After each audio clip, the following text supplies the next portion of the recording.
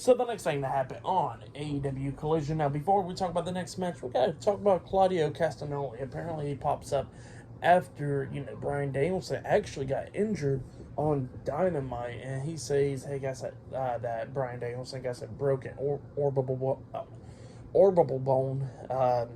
You get what I'm talking about. But yeah, apparently Bryan Danielson is suffering from an injury, and he says he don't know from who, Orange Cassidy or Kazuchika Okada from Dynamite, and he says that he don't know which one did it, but he says both of them is going to get what's coming to him on Dynamite. So yeah, that's what Claudio says. Pretty good stuff though. But then we get to the next match. It was Dax Harwood with Cash Wheeler at ringside, FTR versus one half of the AEW World Tag Team Champions, Ricky Starks, with Big Bill at ringside. So yeah, Ricky Starks versus Dax Harwood 1-on-1. This match, it was a pretty good match. It was going back and forth and everything. We see Dax hitting that sit-out powerbomb, only getting a 2 count out of it.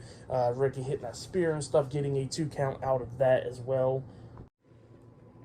But then, after all that stuff, at one point we actually see Dax hitting a power driver onto Ricky Starks. He pins him 1-2. The pin gets broken up at the count of 2. The referee didn't see what happened, but pretty much Big Bill grabs Dax's leg and pulls him off of Ricky Starks quickly. And apparently he didn't notice that happening. So that was kind of like stupid, I guess, from the ref, thinking like, yeah, Dax saw him breaking the pin, But yeah, that's what happened there. And then Dax gets out of the ring, and FTR is getting face to face with Big Bill and all that stuff. And then Dax pretty much comes into the ring, and then he gets hit with a power driver by Ricky Starks, and then Ricky Starks pins him for the 1, 2, 3. So yeah, Ricky Starks defeated Dax Harwood tonight in a 1-on-1 match. That's what happened. It was a pretty good match. I'll give it 3.5 stars. That's what I'll give it. Before the match actually started, the lights went out, and then it comes back on. And the same thing happens right after the match. The lights goes out, and it comes back on.